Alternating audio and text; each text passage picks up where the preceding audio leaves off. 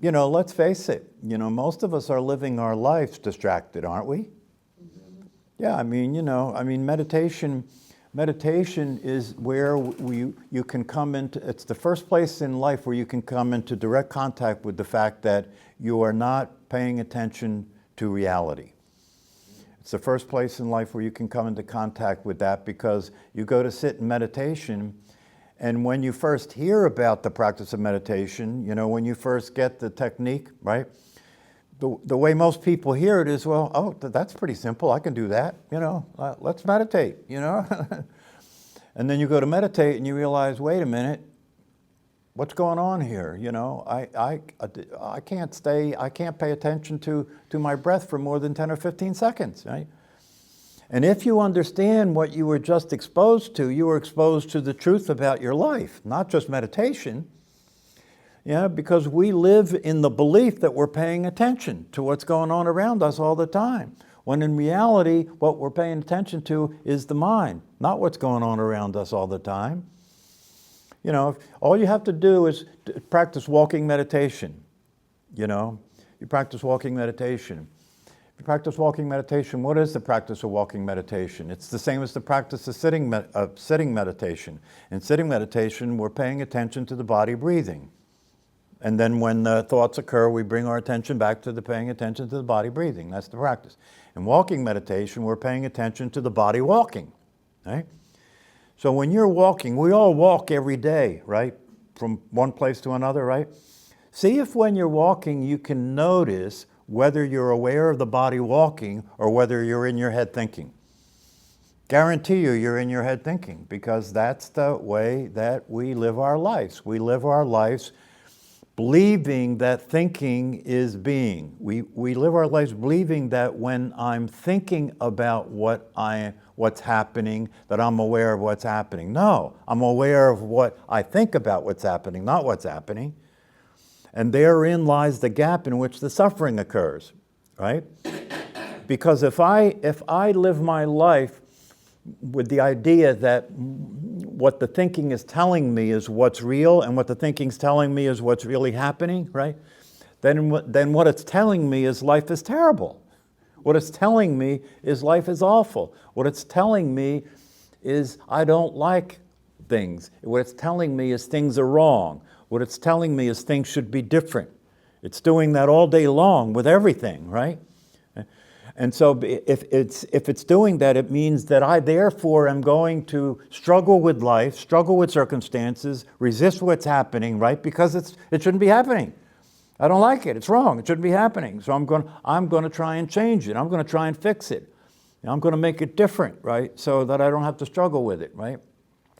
But that doesn't work, obviously. I mean, anybody that pays attention can realize the more things change, the more they stay the same.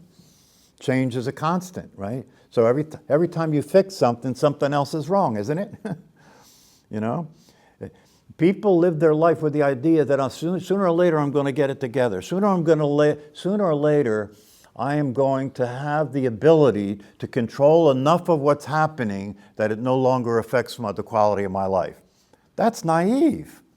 That's naive. All you have to do is pay attention to see how naive that is, right? Because the shit just keeps coming, doesn't it? It's very important to understand the nature of suffering. The nature of suffering is when the way we're living our life is that the way life occurs to us should be different. That's where the suffering occurs, right? Instead of being with things as they are, we're being with things the way we think they should be. And that's where the suffering occurs. That's where the anxiety occurs. That's where the agitation is. That's where the restlessness is. That's where the anger comes in, doesn't it? Whenever you're angry with somebody, isn't it true that they're not being the way they're supposed to be? If they would just start being the way they were supposed to be, then I'd be fine with them. If they would just change and be the way I think they should be, we'd get along fine. The only problem is they think the same thing about you. So how's that ever going to get worked out? But what we're talking about here is practicing being aware of the mental activity so that you can accept that instead of be identified with that, rejecting everything.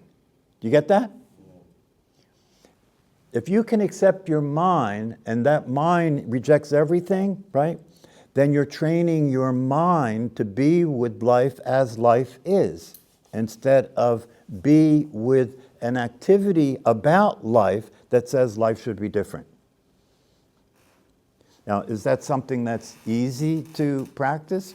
No, obviously not, because you have gotten into we've all gotten into the habit of identifying with our mind, and we've done it for years, 24/7, right?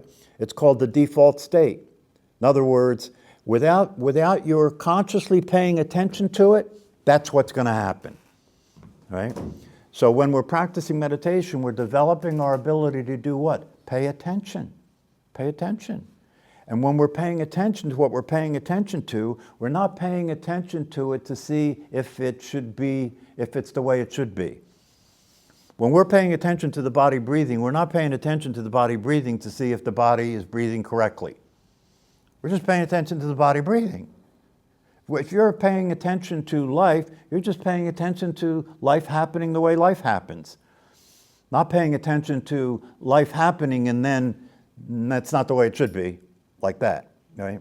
Whatever you resist will persist, right? I found this out the hard way recently because about 6 months ago, I had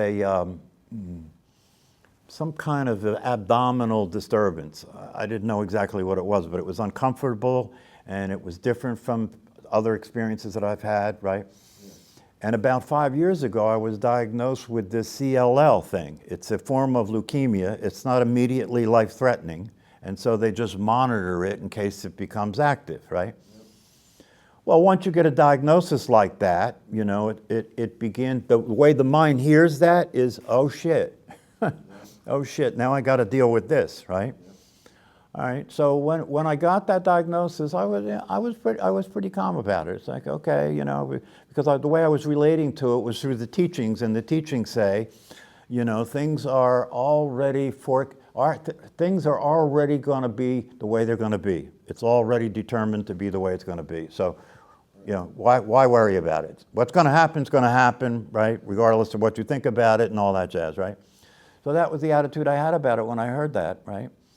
But then when I had this stomach thing go on, so during the 5 years that I had this, you go into the oncologist every 6 months and they look at your blood work and they say, you're fine, you know, it's not active, you know, it's still in 0 stage, right? So when I had this activation go on in my abdomen, the first thing that went on in my mind is, oh shit, it's active, right? Oh shit, it's active, and the next thing was, you're dying, right? And the next thing after that was I started to feel this intense anxiety in my body, right? Because your body's programmed to survive, right?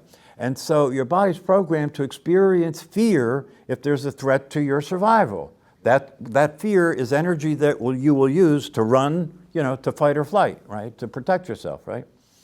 All right, so I experienced this intense anxiety about that. So right away, I made an appointment with the oncologist to go in and find out whether I'm dying. So I go into the oncologist and he looks at the blood work and he says, it's fine, you know, it's stable and you know, you're still at 0 stage and so forth. And so I said, oh well, that's good news. I'm relieved to hear that, right? Sure. So then I went home, I felt a relief and I felt better. And I went home and then the next day I got up and I noticed I had these reoccurring thoughts about death that I didn't have before, right? And I noticed I felt anxious, right? And then I'm thinking, well, what's going on? You know, it's not about that anymore, so what's going on, you know? What am I, a failure as a meditator? What am I, a failure? Are these teachings not working? You know, that type of thing, right? But I didn't realize something, and this is something that I really learned from that, right? And that is this, that you can have something that can stimulate your anxiety, right, based on it being a threat to your survival, and obviously a threat to the body is a threat to survival, right? So it's understandable that that would result in anxiety, right? But then after that, after you find out that's not a real threat, right, then what now is causing the anxiety? What do you think? What I discovered it was, because this started to become something that was really bothering me, it was confusing me, why am I feeling this anxiety, right? And not only was I feeling the anxiety, but the anxiety seemed to be perpetuating, it seemed to be continuing to happen, right? And I noticed that I had this automatic reaction to the anxiety that I didn't want it, that I wanted to control it. I didn't want it to spoil my self-image. You know what I mean? Yeah, my ego. I didn't want it to spoil my. After all, I'm a meditation teacher. What am I going to? What do I have to do? Resign? But I didn't see what was going on. It wasn't clear to me what was going on. Last week I took a week off from work and did a retreat at home. And my specific focus in the retreat was to pay attention to this to see if I could identify what was going on, why this anxiety kept perpetuating, right? So I just kept meditating and being with it and looking at it. And finally I saw it, right? What happened was, the anxiety got triggered by a threat that was realistic, that you're going to die, right? But then after it got triggered, the next thing that happened was I was paying attention to the anxiety to see if it was there. Because now I didn't want the anxiety, right? So as soon as you pay attention to something to see if it's there or not, right? You become the cause of it. So now I was anxious about being anxious. And if you're anxious about being anxious, what you do is you cause, with the parasympathetic and sympathetic nervous system, the sympathetic nervous system is the fight or flight aspect of it, right? As soon as you start giving attention to and entertaining thoughts to resist the experience of the anxiety, now you're anxious about being anxious and you're monitoring the anxiety, right? So now what happens is you create a loop, right? That the anxiety becomes anxious about being anxious, and as soon as I notice any anxiety, even a little bit, I become more anxious because I'm anxious. You see? See how that works? And you become more anxious because you're anxious. You're more anxious because you're anxious. And now you're in a loop. You can't get out of the loop, right? So the only way you can get, and this is one of the things that happens with people that have an anxiety disorder, right? There may have been a legitimate stimulation of anxiety related to a realistic threat. Something may have happened to cause them to feel anxious, okay? Right? But then after that passed, they continue to suffer from the anxiety because now they're anxious about being anxious, not anxious about a situation. So it becomes a loop, right? The solution to anxiety is to be anxious when you're anxious. Any experience you experience to completion disappears because you've experienced it. It's almost like you're creating it by thinking about it now. But I'm not talking about thinking about it. I'm talking about being with the thinking and being with the emotion. Just being present to it. Just being present to it. Just being aware of it. Letting it be there. Not only letting it be there, but noticing its expression. How does it express itself? When you're anxious, how do you know you're anxious? What are you feeling? Where are you feeling it? Like that. And just allowing yourself to be aware of that, attending to that without resisting it, okay? In other words, it's exactly the same thing as practicing meditation, right? So you're paying attention to it and just relaxing yourself and allowing yourself to be aware of it. And if there are any thoughts that come up about it, right, in terms of, oh, I hate this, what, just be with those thoughts too. But not identify yourself to be the thinker of those thoughts and not identify yourself to be the one who really doesn't want to be anxious, right? Then you're resisting. Then you're identifying with the thoughts. Now, this is not something that's necessarily that easy, right? You may have to practice sitting with it and breathing with it, Mindfulness is not something you be. You don't be mindful. Mindfulness is the natural way that you are. If you be mindful, you're trying to do something that you're trying to do. It's like you're sitting there and you're trying to sit, to learn to love your mind, to understand your mind's not your enemy. If your mind's upset, help it calm down. How do you help it calm down? Take it for a swim. How do you help it calm down? Take it for a walk. How do you help it calm down? Meditate for a while and focus on your breath, right? This is training your mind because your mind is designed to resist and try and fix and change life, which is a failed That's not going to work. You can't do it, right? So what you're doing is, the way you're training your mind is, when your mind goes crazy, right, you have compassion for it, and you look to see, what can I do to help this mind calm down? You know, you have to understand that if you understand the teaching and you understand the value of the practice of meditation, that begins the process of being on the path. And being on the path involves time. It involves patience, right? It involves a willingness to be with your mind and deal with the condition that it's in over time, by gradually helping it to slow down, by gradually helping it to relax and calm down. And if you and that's why meditation it's so important that you practice meditation consistently every day without fail. Because your mind got trained to be crazy, right, by practice, by practicing the same thinking, the same emotions, the same way of seeing things, right, that come from your conditioning, that come from what happened to you when you were a child, right? And the other thing that's important to understand is that we all carry with us, they call this trauma, we all carry with us experiences that we had when we were children that got repressed by our nervous system so that we could survive, so that didn't overwhelm us, right? So that energy that got repressed lives in the nervous system, lives in the body, as nervous tension, as rumination and all that jazz, right? So as you go to practice meditation and you're practicing relaxing the body and calming the mind, you're opening yourself up in such a way that this repressed energy, this repressed emotions from earlier times in your life will start to surface, right? And so when it starts to surface, right, it's actually a good thing because it's discharging out of the system, right? But if you don't understand that and it starts to surface and you freak out and you say, oh, I can't meditate anymore, it's making me anxious, it's making me crazy, right? Then you're not able to take advantage of what's happening. But if you understand what's happening and it starts to surface, you say, okay, and just let it happen. Just experience it. Any experience that's experienced will disappear. We now know the brain is a learning organism. It's plasticity, neuroplasticity. It's learning all the time, right? So one of the ways it's learning about things is the way what you're seeing changes. If you see things differently, right, then the interpretation, if you see things differently than you saw them before, right, then the previous interpretation in the brain adjusts itself. That's neuroplasticity. Sometimes under enough pressure, if there's enough intensity in an experience, it could just break through the whole thing, open up a whole new possibility, right? And apparently that's what happened to him. Apparently that's what happened to Ramana Maharshi, right? But most of us don't have the ability to be present. Here's an interesting thing.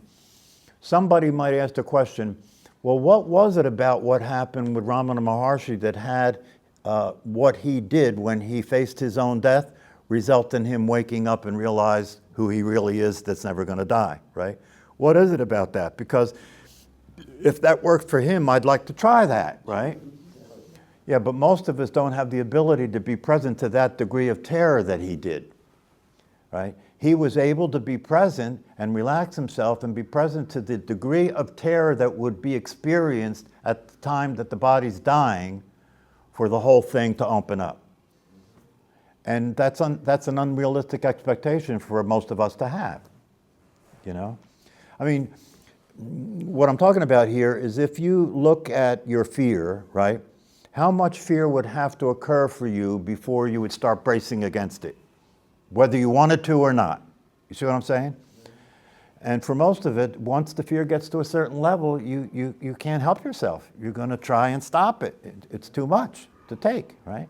So that's what we're working on, is softening that, relaxing that, right? So that we can stay awake and aware when the intensity is there. You know, anger is one thing. You know, in my own experience, one thing that has changed dramatically for me in my life is anger. That I don't experience myself getting much anger anymore, right? Because I was able to be with my anger. And by being with my anger, I could see what was really happening in relationship to the reaction I was having that was causing the anger. And by doing that, the anger just started to dissipate and dissipate until it didn't have the ability anymore to take me over. Right? You know, if you look at professional sports players, they're always a good model to look at because they have to train themselves to be able to stay present in the game and use their ability to play, right? What's going to get in the way of that, right? If they start getting concerned and anxious about their performance, right? So why are they practicing all the time? They're practicing to get that out of their system, so that when they play the game, they can just play and not be in their head. When you're at bats, the thing that you have to do at bats is not be aware of all the times you struck out, because you struck out a lot more than you hit the ball, right? So if that's in your awareness when you're at bats, you're screwed. You're screwed. You have to be there with a playful attitude and be able to keep your focus on the ball and trust that your body knows what to do to hit the ball. When somebody's at bats and a professional baseball player is at bats, they're not standing at bats thinking, okay, when the ball comes, when it gets to about this place, I'm going to start swinging. You can't do that. The system has been trained to hit the ball. So all you have to do is be there and focus on the ball. The rest will happen. It'll just happen. And that's the way you are when you're in the flow. It's just happening. You're not doing it anymore. It's just happening. And if we practice what we're talking about here in terms of meditation formally and informally, we'll eventually get to a point where we can just be with life as life is, flow with life as life is happening, even when it's intense, But that takes practice. Not just formal practice, but the formal practice has to be something that you're applying in situations that are challenging you. You have to get to a place where you can smile at the gallows. See, when I say that, the way that lands for all of us is what? What? Smile at the gallows? Are you crazy? Right? But that's a real possibility. But that possibility can only reveal itself through practice and through continuing to deepen our understanding of the application of these teachings. Kabish?